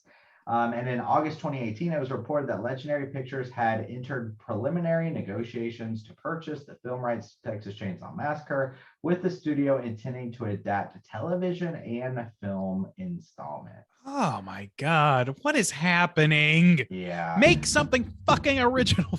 Fucking use the money for original shit, please. This is not going to work. All right, we're gonna Not play every fucking. Oh God. Go ahead. Sorry. Go ahead. Oh, okay. We're gonna go with let's play a game for the kill count in this. Okay. I'm gonna take it upon myself to do some addition here, because whoever wrote this trivia is fucking stupid. Oh, I see. I know why they did that. Okay, never mind. Okay. How many people do you think were killed in this film? How many people died? Died? Like, Yeah, so how many people including died? the orphanage lady? Sure, yeah. That was the one Okay. thing I was confused about. I was like, wait a second. But yes, okay. So died. How many people died in this film? I'm gonna go with 23. All right, Randy says 23. Bob? I'm gonna go. I think there was like 7, and then however many were on that fucking bus. I think so. I'm gonna go higher. So this does have a note that were killed on screen. On screen. Okay. So yeah. Oh, okay. Still, I think there's like 7. I think. I don't know. I'll just 27. 27. Okay. Randy's going to take this one. Apparently, this says 7 plus 9 shown on the bus, which is equal to 16. But then more were assumed killed off camera on the bus, plus the one, if you count Leatherface's mom, so died. So 17 people died. Randy. All right. There you go, Randy. And that's our trivia for this week. I had to take All it right. over. Thank you. I wanted to add one more thing just to sort of clarify what the orphanage owner may or may not have known about her adopted son, Leatherface. I was listening to an interview that was happening with Fede Alvarez and David Blue Garcia last week. And they were talking about how the sequels, like this movie is a sequel to the original Texas Chainsaw Massacre only. But when they were writing and developing the script, I guess they were treating it as though the other sequels did happen. And like while he was living at this orphanage, he would sneak off or, revert to his old ways and go on a killing spree once in a while. And in those events, we would get the other sequels basically. But he always ended up going back to the orphanage, going back home. So why would he be at the orphanage? I don't know. If he still has family back? I don't know. Yeah, if he's got McConaughey. I just don't know. He's and a house. all right. All right. Perfect setup. Holy shit! You can retire now, Randy. You can't do any better than that. You may have noticed I've been riding these bumps pretty hard, and there's a reason for that. It's because we got some feedback that they're obnoxious and we use them too much. So. Is that one of our 1-star reviews on iTunes? Oh, yeah. And I have one thing to say, and it's this. Who are you calling a cootie queen, you lint liquor? You cooter queen. Cooter. Speak of the devil. Bob, where are we at? Queen. Oh, yeah. We're doing things. And we're talking about our cooter of the week.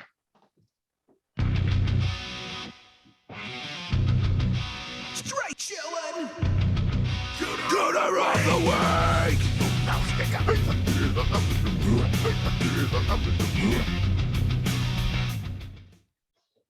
Mother stains. What is a cooter and why do we hunt them?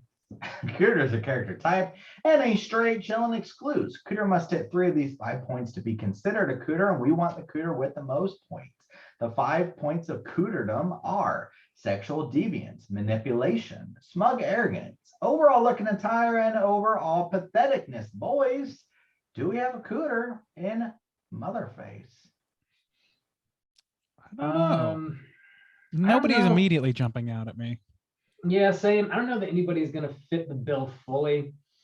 You know what's kind of crazy is there's not in the franchise as I remember it, there's not a whole lot of sexual deviancy in the Texas Chainsaw Massacre film franchise. Yeah. Well, you don't fuck your food, Justin. In part 2, there definitely is. But Okay. Yeah, that's true. Actually, that's very true. Good But point. just in general, in the overall film franchise, not that prevalent. Yeah. The original, I don't think there was. Not Nothing particularly. really comes to mind anyway. But yeah, I don't know. In this movie, there really isn't any sexual deviance to speak of. Manipulation. Do we have any manipulation going on here? I mean, you could. No, I don't even want to argue that. It's just not really there. Think so. Yeah, I really don't think so. There's some smug arrogance on pretty much everybody's part, except for Leatherface. Of all people. Yeah. The police, the everybody, everybody that doesn't live in that orphanage is smug as fuck in this movie. Yeah. Yeah, that's a fair point, actually. Patheticness. Yeah. I don't know. Maybe the dude who said you're gonna get canceled, bro, or whatever. Yeah. That's just a doesn't pathetic even have a name. threat. Yeah, Yes. that guy. That guy's our cooter. Book Maybe. him. No. Yeah, I Oh, don't know. Look in attire. We got Leatherface, so look in attire is he's covered wearing for his him. mother's face. Yep. Yes. And Yes. so did she say, let me take this moment to clarify. Did she say don't go into my room? Oh, I was Because gonna ask that's about where he that. kept his chainsaw? Is that what? Maybe I was Was trying to she figure out kind of why trying she to said like, that. Because yeah, was she trying to like impasse like one more moral thing on to him? Like, I Maybe. think don't maybe go yeah. back to your old ways. Don't blame them for my death. Because she was trying to play Maybe. the sympathetic kind of character. Like, I've taken in many troubled people and really Yeah. helped guide them on the way. And she's like, don't go into my room. And it did seem like she was kind of playing that sympathetic, like, you know, don't blame them for my death. And even like with the stars and bars, it was like, oh, please no, it just reminds me of my great grandfather. You know, like, I don't know. That's how I kind of took it. No, yeah, I agree. I Yeah. think that there's like, I don't know. I don't know now that you say that. I thought that was Leatherface's room that they were in, but I don't think they maybe ever go into Leatherface's room. I think maybe that's all the elderly lady's Yeah. room, and maybe the chainsaw is why. But if that's the case, why have it? Why have it? Hiding a murder weapon, maybe? Yeah. I don't know. I thought that could But- be it too. I mean, you know, chainsaws, at least they're not supposed to be indestructible. I think Yeah. you could probably put that in a trash compactor or in like a at a dump compactor, and it would be gone. Like, I don't know. Yeah. I don't. Maybe I'm thinking too logically. I don't think this movie has a cooter. I don't I think agree. so. Cooter free. It's very scattershot, all these points. Yeah, for sure. All right. Motherface is cooter free. Let's go ahead and jump into what we've been watching this week. Hey gang, what you been watching? Randy, why don't you kick us off? What you been watching, man? Okay, I've watched, not nothing. There's quite a list here, so I'm gonna go quickly if I can. I ordered and watched several Jackass properties in preparation for the new film, which I also watched, and I had a fabulous time with just about all of it. It's fabulous shit. It's great. That new movie, like, I'm so glad that Jackass is being like widely embraced like it is right now. It just warms my heart because I don't know. The two of the founding members of this podcast, the twins, Ross and Jack, they kind of like reignited my love for this franchise way back in the day. So credit to them. But like, yeah, we've been watching this, pretty much intermittently for 10 years, 15 years. And then, of course, back when it was new, I was watching it. And every time a movie came out, I would watch it. So I was very stoked to see it get its day. And I hope that these new guys get to keep continuing. They were pretty cool. I finally got to watch Rick and Morty season 5. It's all on HBO now as of, a couple weeks ago or whatever. And I think it's still pretty good. Like, I enjoyed it pretty much thoroughly. I didn't have an episode that particularly put me off. It seemed like a lot of people did, but I didn't. I thought it was all pretty good. The Two Crows episode was fabulous. I keep using that word. It was great. I'm trying to break out the thesaurus here.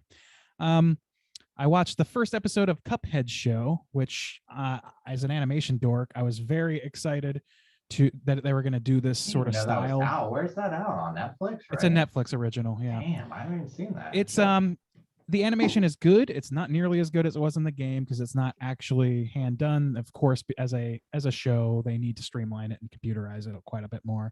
And so I don't begrudge them necessarily that, and they still keep it evocative of that style, that early 20s, not 20s necessarily, but the early style animation. But the writing is it's pretty much just a standard kids cartoon with the Cuphead veneer over it. So that's a little disappointing. There were a couple chuckles, but that's about it. Maybe it gets better. I don't know, but I'm not super inclined to continue to find out.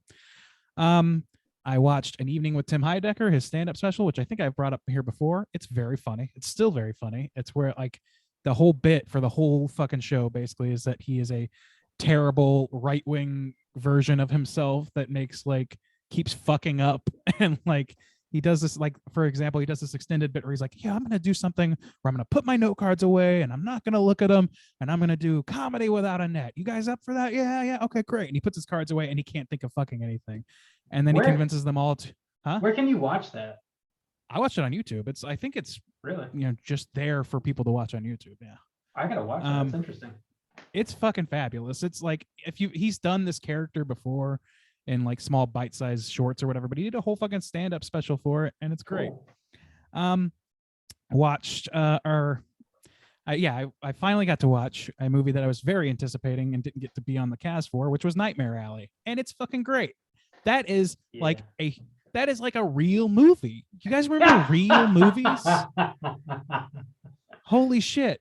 I was like, this is like a should story, go back and and there's listen to characters, our and cast on it, I don't know any of these people. None of these people are dressed up in fucking spandex. This is great. It was fucking great. Anyway, and then last but not least, my internal like core child was accessed this week when I was walking through a big box store and happened upon reissued Beast Wars action figures. Hell yeah. Which, my God, like I beelined for them from like 5 aisles away. I just like instantly my eyes were drawn, and buddy, they got their money out of me. I spent way too much money buying an Optimus Primal action figure as a fucking 30-plus-year-old man. Dude, I understand. I understand that. I vibe with you very hard. We bonded early on as children over fucking Beast Wars. And you sent me a picture of the aisle that you found. And I was like basking in the glory of it with you. But the funniest part of that story was like what Becky thought Optimus Prime was called. What was it? Oh my God. Becky was trying to mock me for spending so much money on toys or whatever.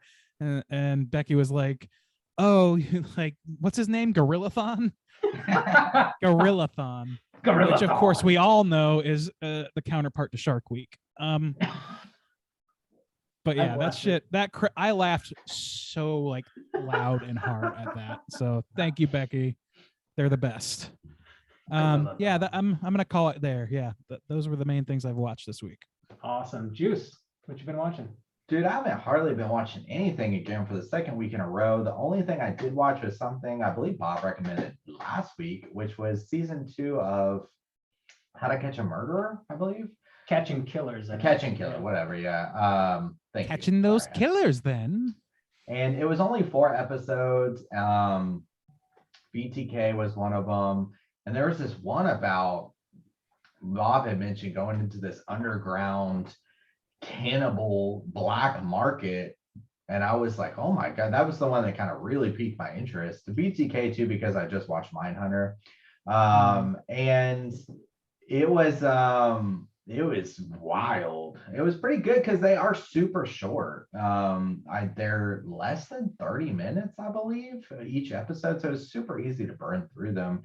And like Bob had said before, it's not as exploitative as some true crime stuff can be, because it really is just like an interview with the people involved in the police procedurals. Like, so, I don't know. It was pretty interesting, and I really dug on it. That cannibal one was nuts. The BTK one was pretty nuts too. That was the one I felt like, man, there's a lot more here, and you could really make this like a whole series. Yeah, you can make that its own thing with multiple episodes that are an hour long. So, but it was still interesting to see it from that point of view. Like I said, just because I did just watch Mindhunter, and that is a character that's kind of referenced a lot in there. So yeah, but that's it. That's all I've been watching. Right, Rob, not Randy. Rob, what you been watching? Ready to go again. What is none of your business? Yes. I've been watching None of Your Business, and that's how we end the segment, just like that. I watched Free Guy over this past week, which was pleasant enough. I didn't love it. I didn't hate it. I think my biggest takeaway from watching Free Guy is that I am just old. That's what I got from it.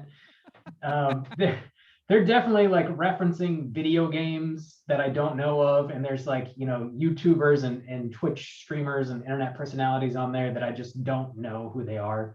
And I was just like, okay, well, I've aged out of being able to fully enjoy this movie, but it was fun enough.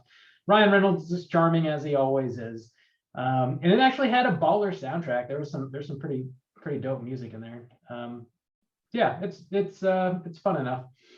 I started watching Fringe, watched the first 2 episodes of the first season, which I guess I don't know a whole hell of a lot about Fringe, but it's produced by J.J. Abrams, and it's kind of similar to the X-Files, I guess, so far. The whole show deals with like fringe sciences. So they like the first episode is it's about this like some sort of chemical agent that was released on an airplane, and all these people their skin turns translucent, and it basically starts melting off, and they all die. They got to figure out what's going on. It's a real party. They have to utilize this like deprivation chamber and like LSD to like communicate with somebody who's in a coma to like get information from them to help solve the crime. And it's just like it's pretty out there, but like it's got some like gore and some sci-fi stuff going on, but it also leans into the comedy because like one of the main characters is this genius man who's been in a psych ward for the past like 17 years, and they sort of like released him to help work on this case. And the shit that he says is like very insightful and also just hilarious and weird. So I've been enjoying that so far. I guess the last thing I'll talk about was this show on HBO called Chillin' Island. And Justin watched this with me too. We threw Chillin' Island on HBO. And it's just about this like random group of people on an island. I guess, well, they're really in the desert on this. Yeah, they were not in an island. And there's like a featured musician on every episode. I think there's 6 episodes total. And there's just like, I think they're mostly hip hop artists. The first, I don't even. It was Young Thug. Young Thug, was that? So are the 3 other guys the main characters, and they're joined by different artists every week? You've seen as much as me, I guess. It was weird. It was just like 3 bros hanging out. It starts with them flipping their dune buggy, and then Young Thug pulls up in the middle of a desert on a helicopter, and then they just bullshit for the next 30 minutes. Like they're just talking about like they're obviously the stars and snakes, sand, and Adam and Eve.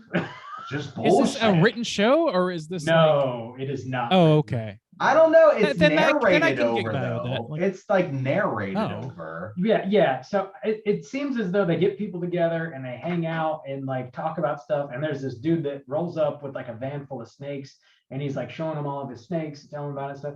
So I think they just filmed a bunch of footage and then edited it and then had somebody narrate over top of what they're doing and saying. So it's like it's weird. It's weird. I don't know about the narration, but the rest of it sounds like, maybe an interesting podcast or something. Yeah, it's bizarre, and I don't.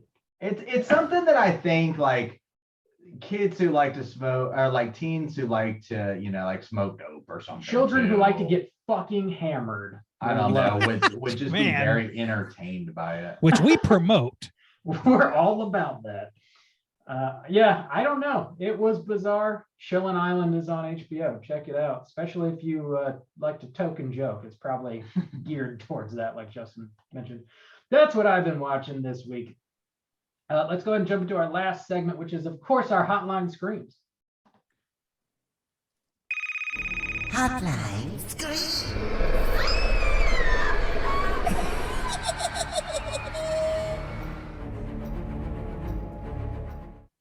All right. If you are listening and would like to call in and leave a voicemail to be featured on next week's show, you can hit us up at 904-638-3231. We got 3 voicemails this week. Last week, we threw a prompt out. We were asking people to call in and tell us about a Valentine's Day experience that they had in the past, or, call in and let us know how their Valentine's Day went this year, how they celebrated it and whatnot. Hydraberg definitely replied to that, and he's who we're going to hear from first. Oh boy. Let's hear what he has to say. What up, boys? It's your boy Hydraberg. I'm just calling in with a Valentine's Day story. Not necessarily a kink of mine, just something, kind of freaky. About 10 years ago, I was dating a nice Puerto Rican woman from the Bronx. We had a very passionate relationship, and I was learning my love of Latin women at the time.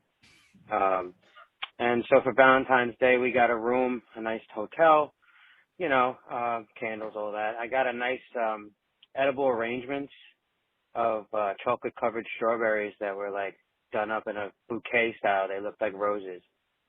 They were the most amazing strawberries I've ever had, actually. They were so juicy, and the chocolate was amazing. So during the act, we're making love, whatever you want to call it. And, I got her from behind, part of my language. And I decided to grab one of the strawberries, and, I start rubbing it down like the crack, and she's hot, she's sweating, like the chocolate's melting from her body heat. It was really hot. And then I proceeded to put it inside of her, and then basically like cleaned up the mess with my tongue and ate it, and we both split it together, and it was it's pretty crazy. Anyway, I don't know if that's too much, but it's been a while since I called in, so there you go. You got some dirt on me. You guys already know that I like butt stuff, so it's all good. Anyway, also I just want to thank all three of you guys for coming on A Cut Above recently in the past couple months. It means a lot to us, like you have no idea. And it's just fucking amazing that we have a podcast now, thanks to you guys. So keep up what you guys are doing, because you're touching people's lives. Oh my God. The Dude, fact these that boys that have ended lost with their a shout out to us. Yeah. Like, thank you guys for being my known associates. Yeah. Also, Bob I cannot turned into a believe, middle school boy. my all of a God, sudden. dude, I can't believe that I have had this bump for like over a year now. The hydropercussion and that goes like such. She licked my asshole a little bit. And you had this story in your back pocket the whole time? The Ready whole to go. time? Yeah. Putting the cart before the horse. That's foreshadowing, buddy. I give you credit on that one. Hot story, Hyderberg. Thanks for calling in the Hotline Kinks, my guy. Yeah. Big thanks. I loved watching Randy react to that. That That was my what's going- favorite. That's what was killing me. Randy so was doing the Vince McMahon meme. Yeah. Oh, Yeah. oh. Oh Very my good. God. That- Yeah.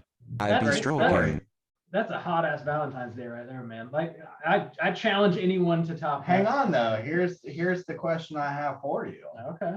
Where did it go? Where did it go? Yeah. Okay. I think are you there's a talking healthcare about? professional that could describe for you how this works. Did it Justin, go if in the you're butt? confused. Oh, He said Oh, from it's behind, crack and a he little said the bit. crack. I don't know. I don't I know. assumed the way he told, Yeah. like Randy, the Yeah. in the butt. Okay. I'm just curious. You know, it is what it is. Whatever it is, it is what it is. Either way, sexy time. Yeah. Sexy Thanks times. honestly, like kudos to Heidelberg for That's showing gutsy. something Yeah, so personal. Yeah. Balls made of steel. Yeah, that takes a lot Yeah. of guts, man. Balls made of steel. Bravo. Attached your name and everything to it. Yeah. Yeah. And gave us the shouts outs. and attached our names. Yeah, attach your name and our name to it. Oh man, thanks for sharing, buddy. Hope you had a good Valentine's Day. And one of the hope straight you're doing chilla well. boys was in the corner watching. And it also isn't penetrating you. That's It's a up to you to bummer. guess which one. Yeah, That's- which one of us was there? Yeah, I mean, the polls will open soon. You guys can tell us what you think. That's our next poll. The poll pick is who likes to watch. Who's the boy of the straight chilling crew? Oh man, that's a loaded question. We got 2 more voicemails. Next up, we're going to hear from our boy Nate. Let's hear what he has to say. What up, nerds? Hey, it's Nate here. Wanted to call in and get my thoughts on the new Texas Chainsaw Massacre 20 Deuce Deuce. A bit on the franchise overall as well. The OG's one of my favorite, if not my favorite, horror movie of all time. Just always kind of liked the franchise since then. And Leatherface as a character just kind of intrigues me. This one, I've been hearing a lot of bad things about it or whatnot, but to be honest, I think it's one of the best in the franchise. I slotted it as probably the third best movie in the franchise, behind the OG and the 2003 remake. But yeah, I thought it was pretty much everything a fan of the franchise like me it kind of wants out of a Texas Chainsaw movie. I think it had some of the best gore of the franchise. The OG famously didn't have hardly any gore, but I think this was, the gore is brutal, is over the top, and I thought it was well done. But they almost in that way too. They kind of almost, I think, captured a little bit of what Tobe Hooper was going for in the original, and even the second one a little bit with where he said he kind of wanted dark humor or whatnot. And I think they kind of captured that a little bit in this movie, just with Leatherface just going on a rampage, slaughtering a bus full of city folk, in just a obscene way. I don't know, it was a lot of fun. The whole Sally storyline, when I heard she was in it, I wasn't thrilled about it, but I had a perfect vision for what they could do with that, and they almost nailed it. They drug it out a little bit too long with her going in and like trying to get him to remember her and everything. It's like, bitch, he's not going to remember you. It was a regular Saturday when he killed your whole family. Like, he didn't need any of that. But they almost nailed. My perfect vision for it was the running gag in Treehouse of Horror 5 when Willie tries to come in and immediately gets an axe in his back every time, and just is like, oh, I'm bad at this. That's what I wanted out of Sally, and I almost got it. It was I can't tell you, I was openly rooting for Leatherface when he killed her. That was fantastic. But like I said, I think they checked all the boxes. You just out of a Texas Chainsaw, you don't need to think about it too much. You just have a great Leatherface, huge guy. The mask looks. All right, he cut off, and here's the second part of his. If I have any more fun today, I don't think I'm going to be able to take it. All right, thank you very much, Nate. Great reference with The Simpsons. Actually, yeah. Yeah. That I think that's more or less what we talked about, like when we were talking about how they could do Sally differently than Lori and make it worthwhile. Like after having watched the trailer, it was kind of that thing where it's like, and I guess they kind of did do that, by killing her off. They could have, but they still gave her some pomp. They gave her a little bit of pomp, and could be. I don't know if that's necessarily a bad thing or a good thing, but I'm glad that she was killed. I think that they did right by the character by doing that way. And I don't think her, I think you said it's true what he says about it's just a normal day for Leatherface to kill and eat your family. Like, he doesn't care about you. Like, that's more or less where Halloween 2018 landed too. They just instead made Sally the central character. So yeah, and I think Nate's pretty spot on with reminding us all that this is definitely one of the best Texas Chainsaw movies ever made. It's at the end of the day, it's not a perfect movie, but I'm glad it exists, and I'm glad to watch it. I'll probably revisit it at some point in the future. If nothing else, it's it's an enjoyable sort of body count movie. If nothing else. Yeah, and I think my rankings might fall in line with him because I'm not as big on 2 as many people are. And so, I didn't like the comedy of that one. So I think I would probably rank it the same. It's probably third on my list. Yeah. Which is not third on my list too, but I would put 5 movie. True. I would probably go 1, 2, and then this movie. So yeah, I think it's third for me as well. Yeah. It is what it is. I'll tell you. I don't know that I would rewatch it. I don't know that I would rewatch it necessarily, but I think that it's, like I said earlier, it's a serviceable slasher movie in isolation from its franchise. And within its franchise, it's one of the better ones, but its love for the original is not enough to make it an actual, qualified addition to that franchise. Does that make sense? It doesn't add anything to the stew. It at best evokes it a little bit. Yeah, for sure. Yeah, we've been serviced by it. It's Right. serviceable. Oh yeah, we've been serviced. Thanks for calling in, Nate. Always good to hear from you, man. Especially good to hear from like someone who considers himself to be a big, like a stan of the franchise. To hear what you have to say. Appreciate your thoughts on that, man. We got one more caller to hear from. It's our mystery caller. Let's hear what she has to say. What up? It's your boy, mystery caller. So sorry I haven't called in. I only listened to the episodes of movies y'all cover. Sorry, wow. I only listened to the episodes of the movies that I have watched that you guys cover. Sorry for stuttering. I just encountered and dealt with the Texas Chainsaw Netflix reboot. All I can say is Tobe Hooper's rolling in his grave right now, and so am I, because I don't think I can live on this earth with a movie this bad existing. I don't know if anybody's ever told you all this, but I hope you actually don't cover this movie, because I don't want you guys to watch what I just sat through, which was definitely an hour and 23 minutes that I will never be getting back. I have no words. It was so bad. All I can say is if I hear any rumors about people rebooting Friday the 13th, I will start biting people. I don't know who. I will just start. So have a good one, because I didn't. That's great. Damn strong opinion. Yeah. You know, Strong Nate, feeling. have I got the woman for you? I dug Thank the- you. It's your boy. Dude, that was a great It's intro. a staple to the show. It is. It is.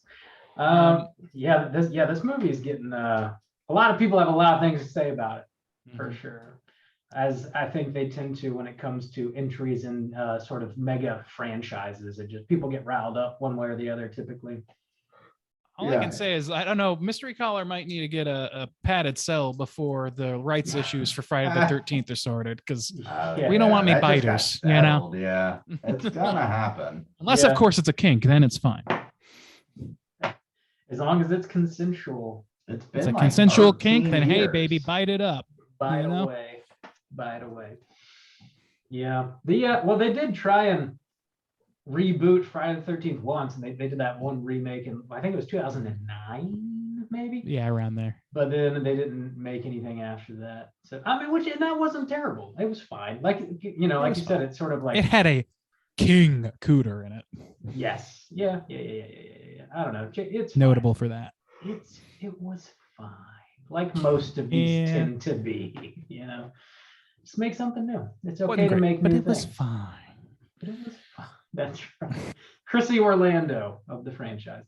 Chrissy Orlando. Thanks for calling in, mystery caller. It's been a minute since we heard from you. I don't know. Wash the memory of this movie out of your brain with Texas Chainsaw, the original, or part 2, or maybe the remake if you're into that. A good reboot, perhaps. I don't know. Again, if you guys are listening and want to call in, leave us a voicemail to be featured on next week's show. You can do so at 904-638-3231. Do you guys have any prompts you want to throw out there for next week? I do. All right. Are you team Nate or are you team Mystery Caller? Where are you falling on the spectrum? What do you think about this movie? Yeah, maybe you're in between. Maybe you're like, that's fine. Maybe you're one with the straight chilling crew, and that's fine. That's all good. right down the middle, 2.25. Nope, 2.5. Sorry. Yeah, 2 point something. Yeah, feel free to call in. Let us know how you feel about this movie. Also, if we got any challengers to Hydraberg, call in. Let us know about your Valentine's Day situations. And Randy's flexing on camera right now. Do you with his open it, Randy? Gorilla-thon. Big Dude, mistake. I'm not this is not a reset. You got to play with it. You got If to you don't transform it, do you even really fucking own Right? it? Seriously. Do you even Gorilla-thon, bro? Do You don't Gorilla-thon ever. That's the I love my best. Gorilla-thon. Your gorilla thong? Dude, Randy, they're Yeah, making well, that too. they're making another Transformers movie. It's called like something of the Beast, Year of the Beast, or I don't know, something about beasts. And I'm wondering if they're going to bring some of Look, those man, characters into it. I would not be several shocked. They're times. clearly tapping into this Yeah. market again, so I wouldn't be surprised, and I'm fully prepared to be disappointed by that movie. Oh, for sure. Oh yeah. Yeah. Transformers: Year of the Gorillathon. It's so fun to Dude. watch that show to see where like graphics like that were at the time. It's so Dude, that was wild. really fucking impressive at the time. That too. was in the like, late 90s, like reboot? 97, 98. 97, 98, maybe even Ooh, 96 yeah. even. Was possibly. it? Wow, yeah. I love that Yeah. shit too. It's fucking great. Yeah. I used to wake up at 7 o'clock on Saturday morning to watch that. Yeah, Hell they yeah, me even had too. that other one where they went back to Cybertron, Beast Machine. Yeah, Beast Machines. Yeah. That was, Uh-huh. no, not as good. It was all right. Yeah, but it's still, it's got still some of the same love. Yeah, I watched it Sure. because it's better than nothing, I guess. But Yeah. it's all right. Yeah, thanks for calling, everybody. That's gonna do it for us this week. We're gonna be back next week with a brand new show as always. We're gonna be tackling our final You Pick the Flick of the first quarter of 2022. We're gonna be talking about a movie called Get Duked from 2019. This one was chosen by Matt. Slam Get Duked into your eyeballs and get ready for next week's show. I did a quick search for it, and it is on Amazon Prime currently. There's probably some other places as well, but it's definitely on Amazon Prime as of right now. So check that out. Get ready for next week's show. Until then, please rate, review, and subscribe to us on iTunes. You can follow us on Twitter at STR8_chilling, on Instagram at Straight Chilling Podcast. You can send an email to our website, straightchillingpodcast.com. If you want to join in our daily Slack channel conversations, just hit us up on one of those social media outlets, and I'll send you a link so you can join in on the fun. Until next week, as always, all you mother truckers, please keep chilling. If I have any more fun today, I don't think I'm going to be able to take it.